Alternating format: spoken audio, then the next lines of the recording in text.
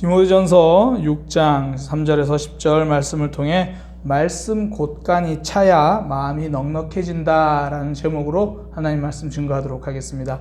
말씀 곳간이 차야 마음이 넉넉해집니다. 요즘 이제 카카오톡으로 이제 훈련 학교를 하고 있습니다. 뭐 특별한 건 아니고요. 일상에서 뭐 매일 감사를 한 가지 혹은 그 이상씩 뭐 이렇게 남기는 감사 시대. 또 말씀을 하루에 한 장씩 읽고 뭐 하는 그런 말씀 시대 뭐 진행하는데요. 잔잔한 감동이 있어요. 근데 좋은 점만 있는 건 아닙니다.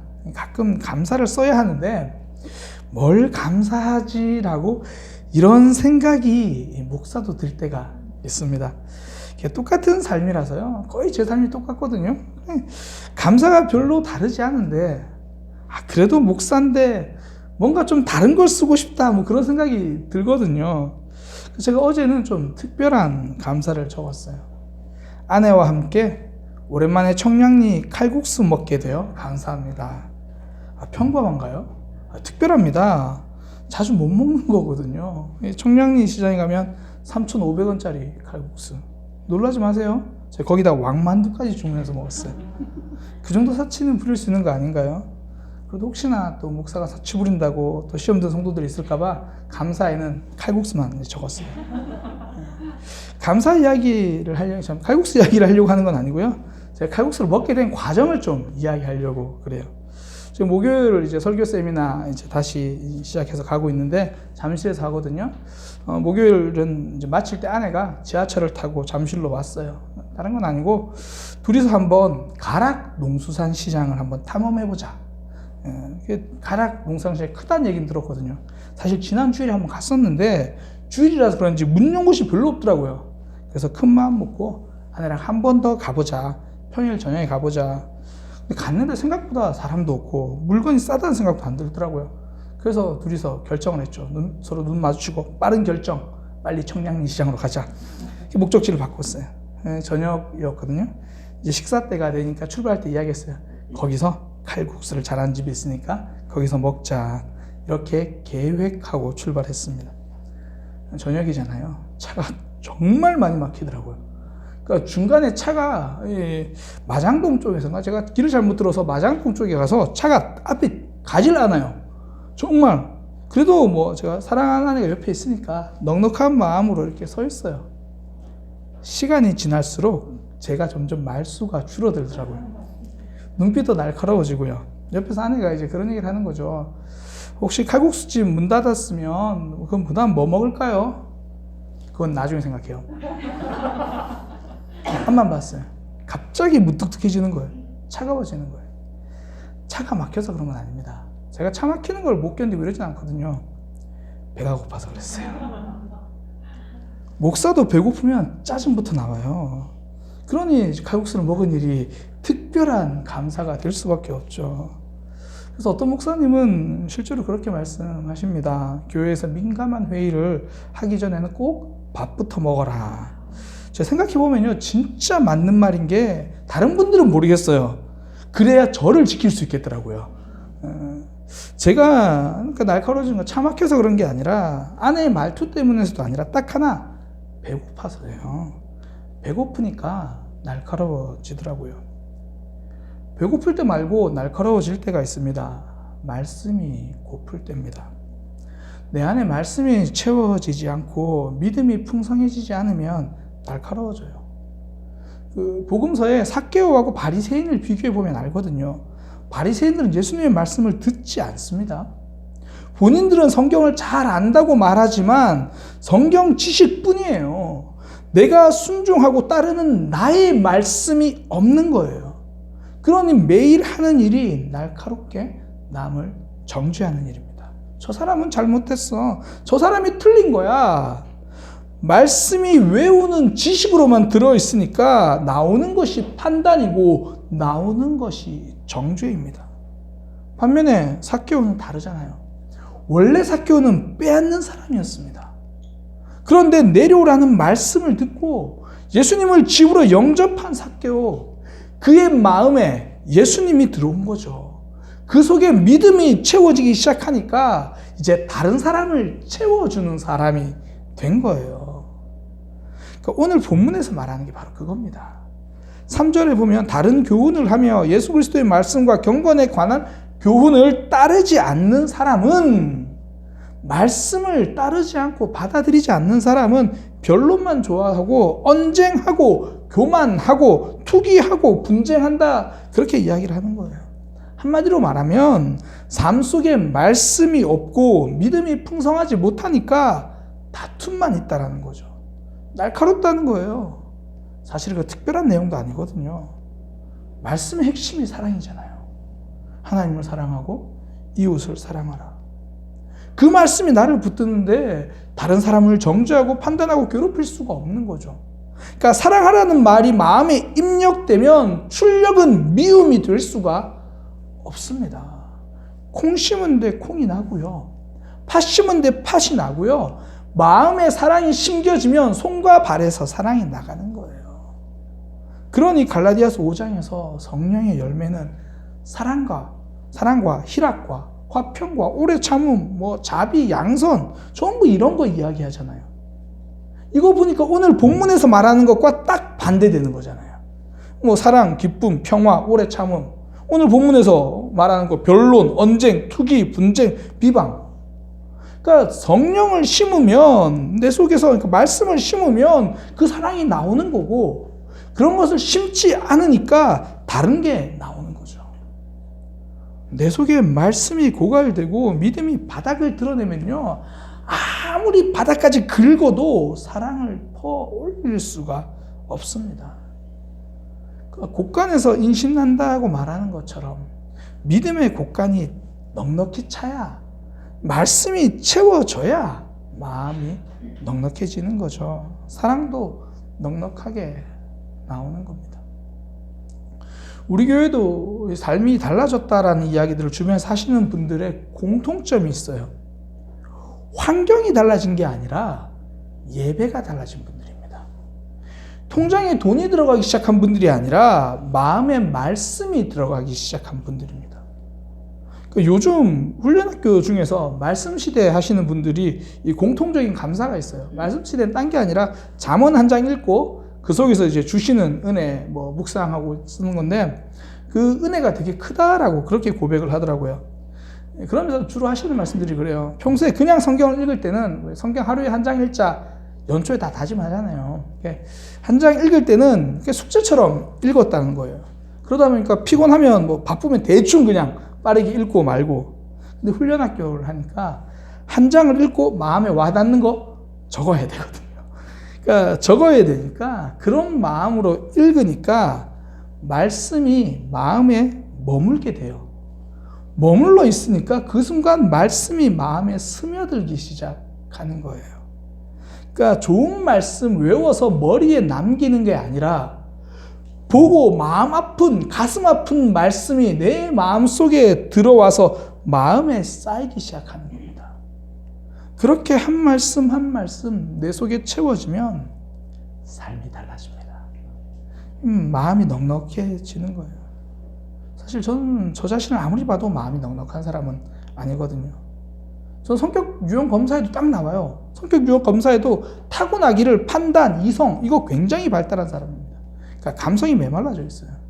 제가 이전에도 한번 설교 시간에 말씀드린 적이 있는데, 그래서 저는 제가 부교육자 시절에요, 목회를 그만둬야 하나 고민할 정도였습니다. 그러니까 저는 개인적으로 목회가 참 재미있었거든요. 지금도 재밌습니다. 참 재밌는데요, 제가 사람들 마음을 너무 공감하지 못하니까 이래서 목회를 하겠나 그런 생각이 들더라고요. 그러니까 메말라 비틀어져 있는 그런 모습들. 근데 이런 저도 울 때가 있더라고요. 언제 우냐면 말씀이 들어올 때예요. 말씀이 들어오면 세상 모든 잘못은 저 혼자인 것 같아요. 그러니까 그전엔 그렇게 미웠던 사람도 그 사람 잘못은 하나도 없고 말씀이 들어오니까 전부 제 탓인 거예요. 전부 내 잘못만 보이는 거예요. 제가 착해서 그런 게 아니고요, 말씀이 제 마음을 뒤덮어서 그래요. 성경은 말씀을 씨앗의 주로 비유하잖아요. 근데 저는 씨앗도 씨앗이지만 말씀이 쟁기라고 생각해요. 그러니까 딱딱한 제 마음을 갈아엎는 쟁기. 한 말씀 한 말씀이 미움도 갈아엎고 교만도 갈아엎고 딱딱해진 제 마음을 갈아엎는 거죠. 그러니까 겨울에 딱딱해져 버린 그 밭에 넘어지면 다치잖아요. 우리 성도님 잘 알죠? 남성분들 겨울에 축구하다가 지금 많이 그 여파로 지금 많이 힘들어 하시는데, 딱딱한 밭에 넘어지면 다치지만 이 폭신폭신하게 이렇게 잘 좀 갈아엎어진 밭에서 넘어져도 크게 다치지 않거든요. 그러니까 말씀으로 내 마음이 잘 갈려진 밭이 있으면요, 좀 내 연약한 내 가족이 좀 내 마음속에 넘어지고, 연약한 내 주위의 사람이 말로 실수해서 나에게 좀 넘어지고, 그래도 나도 덜 다치고 그 사람도 잘 안 다칩니다. 내 마음이 넉넉해져 있어서 그런 거예요. 근데 말씀을 받아들이지 못하는 사람은 내 마음밭을 갈지 않죠. 많이 들은 말씀 가지고 다른 사람 마음밭을 갈겠다고 결심을 합니다. 목사가 제일 위험할 때가 있거든요. 말씀의 쟁기를 들고 남의 밭을 갈겠다고 덤벼들 때입니다. 5절에 보면 말씀을 받아들이지 못하는 사람은 마음이 부패하고 진리를 잃어버려 경건을 이익의 방도로 생각한다 그래요. 경건을 이익의 방도로 생각한다는 게 원래 이 당시에는 그런 거거든요. 그러니까 다른 말씀을 전하는 사람은 그 말씀 전해가지고 그걸로 자기 먹고 살고 그걸로 많은 사람들에게 헌금 걷어서 산다, 이런 의미이긴 한데, 이것을 오늘날 우리의 상황으로 묵상하면요, 신앙생활을 결국 내 유리한 대로 쓰겠다라는 거예요. 나를 변화시키는 말씀이 아니라 나에게 불편한 저 사람을 변화시키는 말씀으로 쓰려고 하는 거죠. 성경에는요, 너를 향한 말씀은 하나도 없습니다. 오로지 나를 향한 말씀만 있을 뿐이죠. 좀 민감한 이야기를 좀 하나 하겠습니다. 동성애의 문제인데요, 동성애 문제로 교회가 손가락질을 세상에 받고 있잖아요. 그 받는 이유가 있습니다. 하나님은 성도들에게 거룩하게 살라고 말씀하셨거든요. 그런데 동성애자들에게 너희는 음란하다고 손가락질하고 있기 때문입니다. 성경은요, 동성애를 음란의 문제라고 분명하게 이야기합니다. 그러면 그 말씀을 읽는 우리는 먼저 내 속에 있는 음란을 돌아보고 내 속에 있는 음란을 먼저 회개해야 합니다. 내 속에 있는 음란은 전혀 돌아보지 않고 너를 변화시키려고 하니까. 그러니 세상이 교회가 외치는 거룩의 진정성에 귀를 기울이지 않습니다. 아니, 거룩의 진정성을 잃어버린 거죠. 오히려 말씀으로 자신의 거룩만 막 증명하려고 하죠. 내 안에 사랑 없음을 가슴 찢지 않고 저들이 동성애 한다고 손가락질하고 있는 거죠. 그러면서 나의 거룩을 증명하고 싶어 합니다. 모멸감이라는 책의 저자 김찬호 교수는 이렇게 말합니다. 웬만큼 잘나지 않으면 인정받지 못하는 세상에서 그 공허를 채울 수 있는 가장 쉬운 방법이 타인에 대한 모멸이다. 그러니까 내가 인정받기 위해서 타인을 깎아내린다, 그 이야기예요. 단순하게 생각하면 돼요. 내가 요리를 잘하면요, 요리를 잘하는 사람이 두 종류가 있습니다. 요리를 잘하면 요리를 좀 어설프게 하는 사람 옆에서 팔 걷어붙이고 조용히 도와주는 사람이 있고요, 요리를 못하는 사람 옆에 앉아가지고 팔 이렇게 끼고 나서 뭐가 잘못됐는지 친절하게 알려주는 사람이 있습니다. 내가 잘한다는 것을 증명하고 싶은 거예요. 그러면서 내가 인정받고 싶은 거죠. 나의 거룩을 인정받고 싶어 합니다. 먼저 내 안에 말씀이 채워져야 하는 거예요. 그래야 넉넉한 마음이 생깁니다. 말씀에 배고프지 않아야 옆에서 아내가 어떤 말을 해도 넉넉해질 수 있는 거예요. 물론 저는 배고플 때 빼고요. 말씀도 넉넉해야 되고, 제가 이번에 확실히 경험했어요. 너무 배고프지도 않아야 돼요. 차에 먹을 걸 꼭 두려고 생각하고 있습니다. 오늘 뒤쪽에 물질에 대한 이야기 나오는데요, 그것도 같은 맥락이에요. 바른 교훈과 말씀에 대해서 이야기하면서 갑자기 이어서 자족하는 마음을 이야기하고 만족하는 마음에 대해서 말합니다. 물질에 대한 이야기거든요. 근데 특별한 경우를 제외하고는요, 모든 빈곤은, 모든 가난은 상대적인 겁니다. 그러니까 돈이 없는 게 아니라 만족이 없는 거예요. 사실 저는 지난주에도 바지를 하나 샀거든요. 이미 장롱에는 바지가 많아요. 그리고 또 두꺼운 티셔츠, 이제 겨울용 티셔츠를 하나 샀어요. 이제 와야 되는데 왜 안 오는지 모르겠는데 샀어요. 그런데 이미 제 서랍에는 티셔츠가 많아요. 없어서 산 게 아니고요. 입을 것이 없어서 샀어요. 무슨 말이냐면 절대적 부족이 아니라 마음에 맞는 게 없어서 그런 거죠. 사실 저는 몸에 맞는 게 없어서 그렇긴 해요. 그런데 그것도 냉정하게 생각해보면 몸에 너무 커서 맞는 게 없으면 슬프잖아요. 먹을 게 없어서 자꾸 살이 빠져가지고 그리고 조금씩 커가지고 사요. 이런 슬플 수 있어요. 저는 반대예요. 안타깝게도 저는 작아서 못 입거나 뭐 그런 것보다는 그렇죠. 작아서 못 입죠. 작아서 못 입거나 몸매가 너무 드러나게 타이트하게 그래서 못 입는 경우가 더 많아요. 그러니까 우리의 삶에서 빈곤은 상대적이에요. 빈곤이 상대적이다 이 말은요. 가치관이 달라지면 해결된다는 이야기입니다. 그러니까 가치관이 달라지지 않으면 절대 받아들이기 힘든 이야기예요. 세상은 남들과 비교해서 나를 보거든요. 이게 세상의 가치관입니다. 세상과 남들과 비교하는 거죠. 성도는요, 하나님 앞에서 나를 보는 거예요. 이것이 믿음의 가치관입니다. 하나님은 나이키를 입나 나이스를 입나 관심 두지 않아요. 오히려 절제와 자족의 패션을 하고 있는가, 오히려 그것을 보시는 거죠. 미국의 청교도들은요, 이전에 교회 갈 때요, 이 색깔 있는 옷을 입지 않았습니다.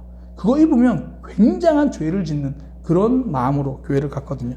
대부분 검은 양복, 검은 치마, 그러니까 사치하지 않는 삶을 살겠다는 다짐이거든요. 사실 이런 맥락에서 나온 동화가 그 안데르센이 쓴 빨간 구두라는 그 동화입니다. 한 번쯤은 들어보셨죠? 표정을 보니까 지금 제가 빨간 구두 다 설명해야 되는 분위기인데, 그 이제 빨간 구두를, 결국은 이제 빨간 구두를 신지 말라 그러는데, 빨간 구두를 신고 나니까 시도 때도 없이 춤을 춰서 막 힘들었다. 뭐 그런 이야기예요. 근데 이게 사실은 굉장히 실제로 기독교적 가치관을 담은 동화인데요. 결말을 혹시 어떻게 되는지 아세요? 결말이요, 전혀 동화답지 않아요. 결국은 구두를 신은 채 발목을 자른 다음에야 이 이야기 이렇게 끝납니다. 죄를 뉘우치고 경건한 생애를 보내며 겨우 구원받았다. 이렇게 끝나요. 이게 1800년대에 쓰여진 동화인데요. 이 당시의 복장이라는 게 그런 의미를 가지는 거예요. 화려함이 아니라 경건함을 추구하는 거죠. 내가 복장을 돌아보는 것은 남들보다 얼마나 세련됐는가 세련되지 못한가를 본 게 아니라 하나님 앞에서 내가 어떤 모습인가, 옷차림 하나, 신발 하나도 절제와 자족의 신앙생활, 그렇게 생각한 거죠. 물론 빨간 구두 신고 오셔도 됩니다. 문제 없어요. 그러나 우리에게 말하는 거 화려함이 아니라 정결함이라는 거죠. 그러니 입을 것과 먹을 것에 만족이 나올 수 있는 거예요.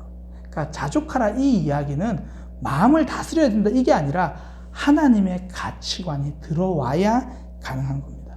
말씀이 채워지면 가치관이 달라지거든요. 만족이 나와요. 또한 부족한 부분에 있어서도 욕심이 아니라 기도의 삶을 사는 거죠. 이스라엘 백성들이 광야에서 먹을 것이 없어서 불평한 게 아니에요. 말씀이 없어서 불평한 겁니다. 먹을 것이 똑같이 없는 상황에서 하나님의 말씀으로 무장되어 있었던 모세는 하나님을 기대합니다. 하나님이 없으니 없는 것이 힘든 거예요. 하나님이 계시면 그 상황에서 기도하는 거거든요. 충분하지 않을 수는 있습니다. 그러나 기도할 수는 있습니다. 성도는 그 하나님을 기대하는 거죠. 하나님의 주전자가 채워져 있다는 것을 아는 사람은 지금 나의 빈 그릇에도 소망을 가질 수 있는 거예요. 하나님의 주전자가 채워져 있기 때문이죠. 삭개오가 다 버릴 수 있었던 이유는 재산의 절반을 가난한 자에게 주고 다른 사람에게 빼앗은 것 4배나 갚아주고 빈털터리가 될 수 있었던 이유는 내 인생의 주인인 하나님을 기대했기 때문입니다. 그런 예수님이 전도하라고 할 때 아무것도 가지고 가지 마라 이야기를 하시거든요. 뭐 전대와 몇 가지 말씀 결국은 가지고 가지 말라는 게 포커스예요. 그러면서 하시는 말씀, 내가 준비해 주겠다. 내가 들어갈 집을 마련해 주겠다. 그렇게 이야기를 하시는 거죠. 성도는 내 힘으로 사는 사람이 아닙니다. 하나님으로 살아가는 사람입니다. 자족하는 삶은요, 내 안에 하나님이 채워져야 가능한 거예요. 내 안에 말씀이 들어와야 내 마음이 자족, 만족, 넉넉해질 수 있는 거거든요. 말씀의 곡간이 채워져야 말씀이 넉넉해집니다. 그러니 우리가 해야 할 것, 말씀을 채우는 겁니다. 하나님, 저도 넉넉한 마음이 되고 싶어요. 비결은 말씀을 채우는 거고요. 하나님, 지금 사실 굉장히 경제적으로 어려워요. 그러나 제 속에서 하나님 붙들고 살아가고 싶어요. 그러려면 말씀이 채워져야 하는 거예요. 오늘 성경은 우리에게 그걸 말해줍니다. 말씀을 받아들이지 않았더니 분쟁하더라. 말씀을 받아들이지 않는 삶에는 자족이 없더라. 뒤집으면 하나님 우리에게 말씀하십니다. 말씀을 채우면 넉넉해질 수 있다. 우리의 삶, 말씀을 채우기로 결단하고 다짐하고 그 말씀을 붙드는 믿음의 삶이 되시기를 소망합니다. 기도하겠습니다. 하나님, 우리의 삶에서 말씀을 채우고 말씀을 붙드는 삶이 되게 하여 주옵소서. 너무나 많은 곳에서 말씀이 들려지고 성경은 늘 우리 곁에 있는데도 내 마음속에 들어오는 말씀이 없어서, 내 속에 채워지는 말씀이 없어서 강팍해져 버린, 딱딱해져 버린 우리의 모습은 아닌지 주님 돌아봅니다. 말씀의 쟁기가 우리의 마음을 갈아엎어서 부드러운 넉넉한 하나님으로 만족하는 그러한 삶이 되게 하여 주옵소서. 예수님의 이름으로 기도드립니다. 아멘.